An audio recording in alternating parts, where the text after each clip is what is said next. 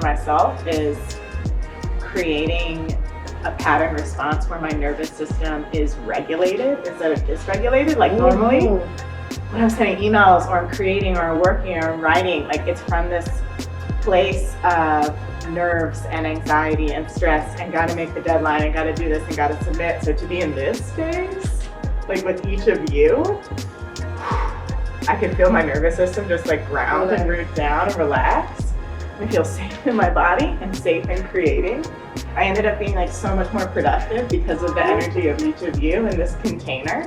So thank you for existing and for bringing like your own authenticity to this, because what's been shared really has resonated with me. And yeah, it can be really lonely being a maker, a creator. It can be so lonely to have ideas that haven't been held or manifested into something tangible quite yet, but to still feel inspired to keep hoping and faith, and that my faith is as strong, if not stronger, than what my doubt is for myself, is what I realized. So yeah, I'm proud of myself for showing up today, and I feel really affirmed by having the game plan through the strategy of this workbook. Like, even if I don't even follow it to a T, I feel really affirmed and rooted in knowing, okay, I got a game plan.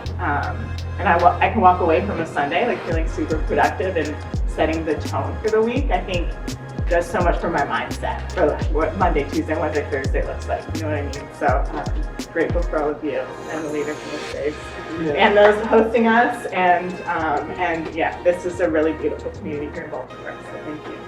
And I can piggyback off of that because what I worked on today was an action that I got probably about a week ago. It was about a week ago because me and my husband are starting a business and we just got accepted into our first vending opportunity. So that's great. You know, it's a little bit of a push because I think that there's safety as an entrepreneur in not letting everyone know what you're doing and attributing that to planning or brainstorming or just trying to figure it out. But the action that I got today was sort of like an introductory post, and you don't have that. And so I was dragging my feet on it all week, and this was the time that I had to just sit and figure it out with my husband, and we got probably like 95% of it done tonight. Yeah.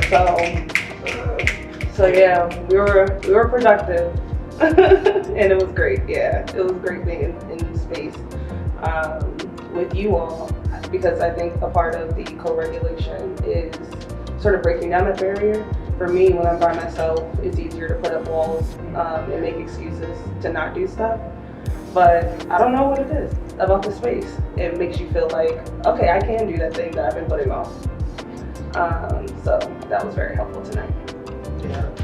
Yeah, I'm the biggest proponent of like, I know people do say like, oh, you gotta keep it to yourself until you're ready, but like I always say like, tell the world. Yeah. Because That's so scary. Yeah, it is. It definitely was for me too, but I think like my day job is working in economic development with small businesses, and the power of just like speaking it into the universe, I've seen it do like amazing things of someone just being like, you know what, we need a storefront. And someone who knows someone who has a cousin, who has an auntie, is like, oh, I have a space that's been empty for 12 months and I only want like $800 in rent every month. It's like, oh. But like if they had never spoke up and, you know, put their needs into the universe, then like that connection would have never been made. Right. So I always tell people, I'm like, if you need it, speak it. You never know who's listening, you never know who, you know, could trade something for what you need, or like could potentially help you get to step A or B, but like they might not have what you need, but they may have something that gets you ready for what you need, and then everyone wins. I've put myself out there before with other things. I think this is one of my most personal level things that I'm putting myself out for. So yeah, it's hard. It's hard, but I'm glad I got some productivity and could hear others and like feel like I am not alone with this, and it's great. Yeah. I feel like it's like in tandem, like just starting is hard, but I think even just giving yourself the chance to start is like can be even harder sometimes. So like the first like 2 sessions, I didn't get anything done. I just showed up. Just showed up and talked the whole time. Yeah, I just showed up the whole time. But I was like, I think that foundation of even just giving myself a chance to be in the space and do something, I think was such a big, like, once that kind of like ripped that Band-Aid off, I was like, oh, okay. So like the drive here the next time, I was like, oh, well, I could do X, Y, Z, 1, 2, 3, or I could like even just read this or crack this article open or try to just read 1 page of a book. Mm-hmm. And it's like snowballed in such a really cool way. I wrote down some things. Sounds like we're all in a place of like transitioning work, self-doubt to self-belief, self-sabotage to actually just starting, which you were saying with 08, like the just starting part. And I think, I don't know, I just needed to hear everything. So I'm glad that I even came just to hear what y'all are saying, because y'all's themes of what y'all are saying, I've been feeling alone in for like 60 days. And then what you said, like having an intro post, I've been retreating, like, no, keep it quiet, do it all by yourself. But then when you do it by yourself, it's like fear, self-doubt, all of these thoughts. And then even to what you said, like showing somebody like, oh, this is good. And you're like, are you sure? Like that self-validation piece. Hearing all of this is like, it makes me feel very cool. And I just want to say thank you. One thing we were talking about earlier, about like, when we were finishing up the post and thinking like, okay, is this enough? And it's like, you know what? It's okay to be mediocre. Mm-hmm. Like it's okay to have a mediocre start to something. Mm-hmm. I think like, and I run into this a lot in work of people being like, oh well, I need like these good photos. And I'm like, you really don't. Like, just start. Mm-hmm. No one's worried about the thing that they don't see. Yeah. So even if it's like, oh well, you know, this isn't the most like prim and proper thing, I think just being mediocre for a little bit until, you know, you get to that place, it does wonders. I think it makes it like, it's like doing business at human scale.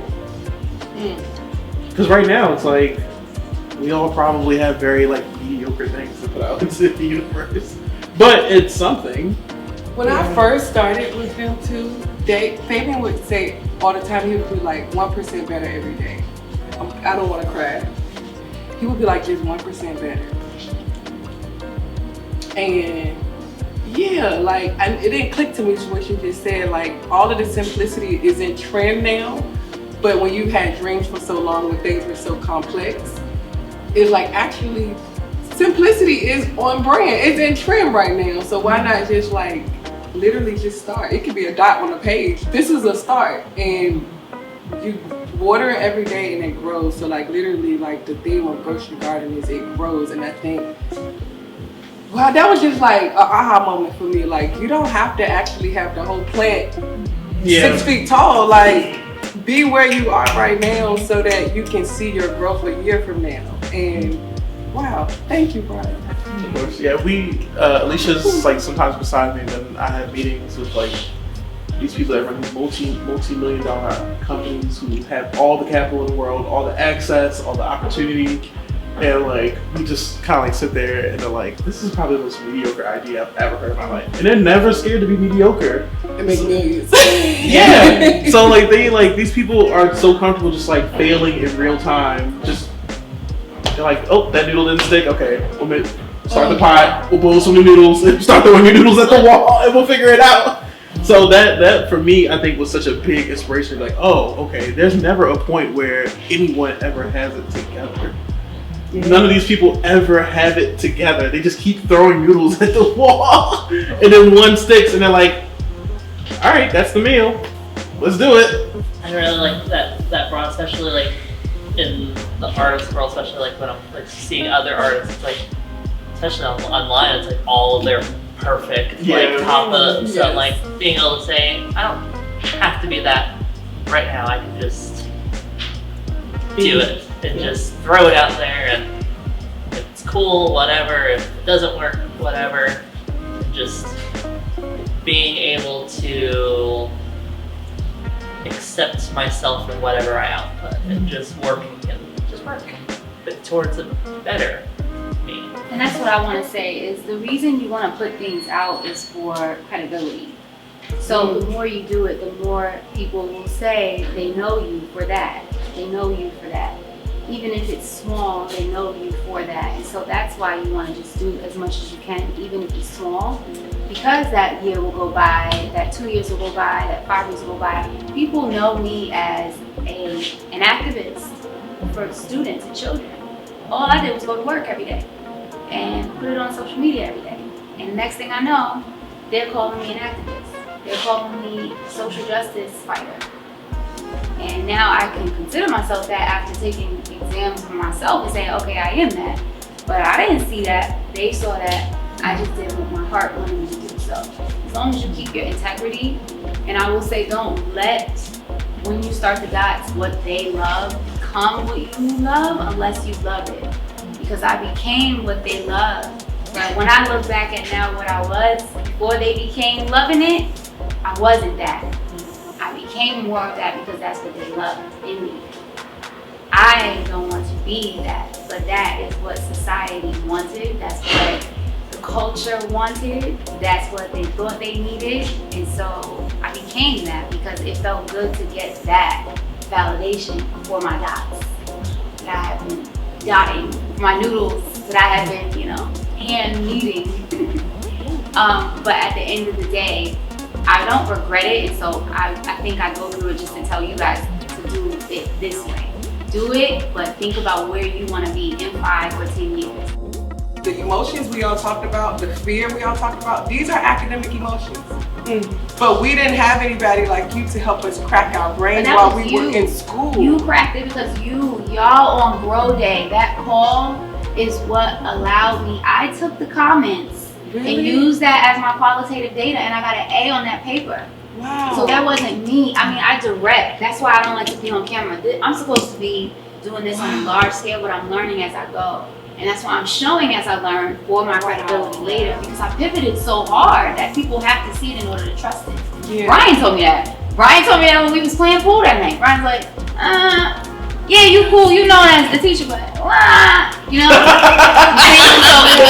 you gotta build that credibility because you could be angelic in one way, but I ain't gonna name drop those that are known for scandal. That would have been scandalous of me to do that, but it almost came out because I've been reading about scandals in my power book that this professor has got me reading. That it's like the most boring social studies, but when I'm done reading it, I learn so much. Anyway. By the time they get either our ages and the space that we are, some of those barriers would have naturally fell off because you're helping them. That GrowCery Garden grow beyond academic emotions. I'm so excited about it. So when you said it, I was like, that's what we're all feeling right now. And I want you to say we're helping them because this is your work. That's all I want from you. Weird. So I really it just hit me. So when they're able to come back and like lead and be hosts or whatever, be a part of the community, I feel like the emotions we all talked about, we're helping them through the work, like crack beyond that at a very young age. That to me is like trailblazing. Yes. Because then it'll be like these GrowCery Garden babies that's like zooming by the time they get to master's level or comic book level, like whatever these levels. So when you said it, I'm like having a premonition moment of like, oh shoot, the baby's coming and it's gonna be, the barriers will fall off. That's why we change kids who know everything to kids who grow everything. Like it just gave me chills. I just had to say that. So we kind of just had to sing down. For real, I get such downloads all the time. So when I was like, whoa, they like, I told them like Zoom. It's like, you know how everybody's like, get on your Zoom, I gotta get on my Zoom. I'm like, oh my gosh. I was gonna use the word we're helping them get on their Zoom because I'm like, wow, by the time they really, it clicks for them what they're even doing, they're gonna be light years.